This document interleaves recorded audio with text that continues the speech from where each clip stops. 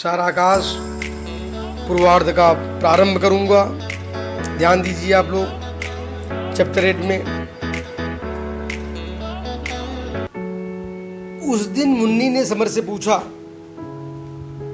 क्यों भैया तुम्हारे इम्तिहान कब हैं? समर को इम्तिहान की तारीख याद ही नहीं आई। उसे लगा वह कहीं पागल तो नहीं हो रहा है। जितना ही वह स्वयं को समझाता कि वो पागल नहीं है, उतना ही उसके भीतर यह विश्वास जड़ जमाता जाता कि वह पागल होता जा रहा है। मिट्टी के ढेले के बने गणेश जी की घटना याद कर वह अपने व्यवहार के संबंध में सोचने लगा। क्या प्रभा के प्रति उसका यह व्यवहार उचित था? यह बात उसे बार बार कचोट रही थी। इस घटना के दूसरे दिन बाहर निकलने की हिम्मत नहीं हुई। घर वालों से आंख मिलाने की हिम्मत नहीं थी। अतः वह पूरे दिन निरुद्देश्य और निर्लक्ष्य घूमता रहा। पार्क में बैठे बैठे अपने में डूबा रहा। वह सोच रहा था कि बात बात पर चिड़चिड़ाना, दूसरों को कष्ट पहुंचाकर आनंद लेना, मारपीट करना, लड़ना, रोना, पढ़ाई में मन न लगना, आखिर उसे यह सब क्या हो रहा है? उसकी इन हरकतों को देखकर कोई भी उसे पागल ही कहेगा। उस दिन उसके फिर से संकल्प लिया कि वह घर बाहर सब भूल कर पढ़ाई में मन लगाएगा। उस दिन से उसने सचमुच परिवर्तन आ गया। वह बलपूर्वक पढ़ने लगा, घर से दूर रहता और अपना अधिकांश समय दिवाकर के यहाँ व्यतीत करता। दिवाकर अपने श्रेष्ठ भाई साहब की बात बड़ी श्रद्धा और गदगद भाव से समर को बताया करता था। उसने समर को उनसे मिलाने की बात भी की थी। समर को उनसे मिलने की कोई खास उत्सुकता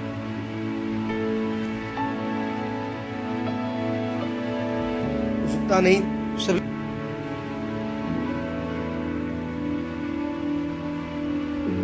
सभी को आश्चर्य था कि समर को पढ़ते ही रहने का कौन सा नशा छा गया है। यानी कहने का मतलब यह है कि समर दिन रात पढ़ाई में जुट गया, अपने में लीन हो गया कि नहीं उसे परीक्षा पास करनी है। वैसे भी समर पढ़ने में एक अच्छा स्टूडेंट था। उस दिन की घटना पर किसी ने कोई बात नहीं की।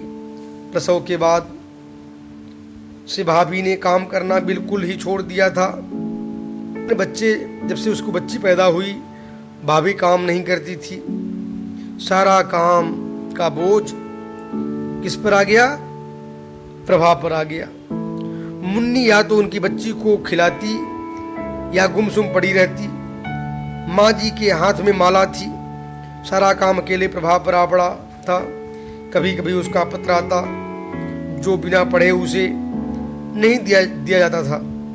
जब वह किसी को पत्र डालने के लिए कहती तो वह पत्र भी पानी से खोलकर पढ़ लिया जाता और शायद उसने पत्र लिखने ही बंद कर दिए थे। एक दिन समर ने अम्मा को कहते सुना, क्यों री बहू, तू चिट्ठी विट्ठी नहीं डालती? इनके पास तेरे बाप की चिट्ठी आई है, पूछा है कहीं तू बीमार तो नहीं। यानी कहने का मतलब यह है, प्रभा चिट्ठी लिखना बंद कर दी थी अपने माता पिता को, अपने सहेलियों को, क्योंकि जानती थी क्या वही घिसा पीटा रोने धोने का पूरा समाचार लिखूं कि यहाँ ससुराल में उसे कष्ट मिलता है, दुख मिलता है। वह मन में प्रतिज्ञा कर ली थी, जब उसका पति उससे बात करेगा, बोलेगा, तभी वो अपने मायके पत्र लिखेगी। इसलिए पत्र लिखना बंद कर दी थी। एक दिन उसके ससुर जी यह बात जब पूछे कि अरे भाई बहू पत्र क्यों नहीं लिखती अपने मायके में? प्रभा चटनी पीस रही थी। उसने कहा, आप देखी, बहू कहती है अपने ससुर जी से, आप देख ही रहे हैं सब ठीक है। प्रभा के मायके से 5-6 पत्र आए थे, पर उसने जवाब नहीं दिया था। छलछलाती आंखों को संयम करते हुए कहा, लिखूंगी अम्मा जी। समर का सारा काम वही करती थी। रात को पानी का लोटा भर कर रख जाती। घर में गुड़ की चाय बनने पर उसके लिए भी पहुंचा जाती। पहले समर खाने के लिए मुन्नी को आवाज लगाता था, पर अब वही खाना लगा देती और रोटी की चाह में बता देता जो चित नहीं होती। उसे लगता था कि यह क्रम जिंदगी भर चलाया जा सकता है। वास्तव में बोलने के सिवाय उसके सारे काम हो रहे थे। समय व्यतीत होता जा रहा था। ठोस पत्थर पर जैसे जल की धारा बहती चली जाए, उसी तरह समय दिन और रात लहरों में बहता चला जा रहा था और वह चेतना शून्य होकर देखता था कि पत्थर ज्यों का त्यों है। यानी पत्नी को उस बहुत कष्ट मिलता था, दुख मिलता था।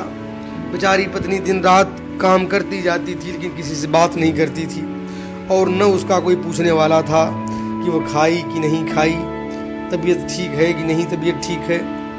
एक दिन 10 बजने को आए थे, पर दाल में उबाल नहीं आया था।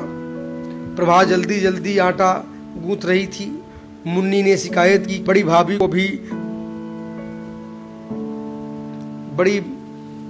भी तक दूध नहीं दिया गया, वह नाराज है। प्रभा ने मुन्नी से कहा कि दूध चूल्हे के पीछे रखा है, वह जाकर भाभी को दे आए। मुन्नी ने देखा कि दूध वहां बिखरा पड़ा है। प्रभा ने कहा कि उसने तो ठीक ही से रखा था, पर पता नहीं कैसे गिर गया। वह जल्दी जल्दी आटे सने हाथों से उसे समेटने लगी। अमर माँ से देर से खाना बनने की शिकायत कर रहा था। दूध फैला देखकर, यानी दूध गिर जाने के बाद उसने शोर मचाया। माँ पूजा छोड़कर वहां पहुंची और उसे खरी खोटी सुनाने लगी। आग लगे ऐसी पढ़ाई में, 10वीं पढ़ी है 10वीं, क्या घूरे जैसी हालत कर रखी है रसोई की। समर झगड़े की को बीच में छोड़कर कॉलेज चला गया। 2-1 पीरियड खाली देखकर घर लौटा तो देखा उसके कमरे में खाना ढका रखा है। जल्दी जल्दी खाया और भाग गया, पर घर की हवा से इतना जरूर लग गया कि बाद में उस पर खूब महाभारत हुआ होगा। यानी यह तो उसके घर की हालत ही थी, दिन भर लड़ाई झगड़ा होना, महाभारत होना। यानी समर बेचारा वो घर पर पढ़ने के लिए भी ठीक से नहीं आता था, अपने मित्र दिवाकर के घर चला जाया करता था। फरवरी शुरू हो गई, सर्दी बहुत पड़ रही थी, मार्च में परीक्षा थी, अतः फरवरी में तैयारी के लिए अवकाश हो गया था। वह पढ़ना चाहता था, पर घर पर तो नहीं पढ़ सकता था, क्योंकि कभी कोई हंगामा होता रहता था तो कभी कोई काम निकल आता। प्रभा का चेहरा सदैव ही अपरिवर्तनीय और भाव शून्य दिखाई देता, जैसे वो पत्थर की बनी हो। समर दिवाकर के घर पढ़ता था। वे दोनों कभी कभी प्रोफेसर की पास पूछने भी चले जाते थे। अलग कमरा और शांति के कारण कभी कभी वहां। एक दिन सुबह जब समर दिवाकर के घर से लौटा तो अम्मा प्रभा को बड़े प्यार से सिर धोने के लिए कह रही थी। अम्मा के स्वर में न गुस्सा था न ताना, अतः उसने कहा, अम्मा जी अब तुम ही बताओ किस बखत धो। माँ जी को गुस्सा आ गया। उन्हें लगा कि वह काम का ताना दे रही हैं। भाभी ने भी आग में घी डालते हुए समर की ओर इशारा करते हुए कहा कि जरा सा काम करना पड़ रहा है।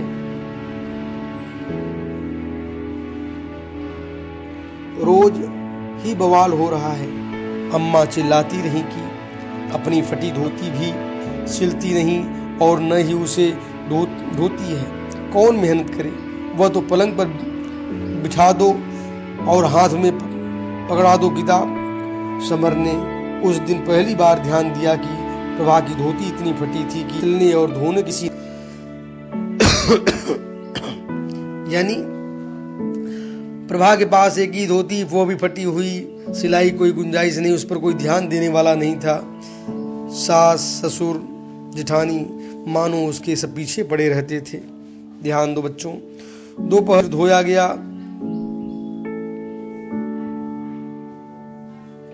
दोपहर को सिर धोया गया, पर धूप में छत पर बाबूजी गुस्सा हो रहे थे कि चारों ओर से लोग देखते हैं। मुन्नी ने प्रभा का पक्ष लिया। ऊपर छत पर धूप थी, अगर चली गई तो क्या ऐसी आफत आ गई। तब वे नरम पड़े। अम्मा बहुत बोलने लगी थी, पर समर का शरीर इस तरह सुन्न रहता जैसे अफीम का इंजेक्शन लगा दिया हो। वह किसी भी बात पर अपनी प्रतिक्रिया नहीं दिखाता। यानी समर केवल अपनी पढ़ाई पर ध्यान दे रहा था, बल्कि समर के अंदर तो ये भावना थी कि वो जितना डांट खाएगी, जितना वह सुनेगी और जितना वो मेहनत करेगी, उसको आनंद का अनुभव हो रहा था, क्योंकि प्रायः ऐसी स्थिति उसके परिवार में हो चुकी थी। समर एक प्रकार से कहा जाए अपनी पत्नी के ऊपर वह बिल्कुल ध्यान नहीं दिया, जिसके कारण प्रभा की ऐसी स्थिति परिवार में बनी हुई है। आज मैंने अध्याय नंबर 8 को समाप्त किया। धन्यवाद प्यारे बच्चों।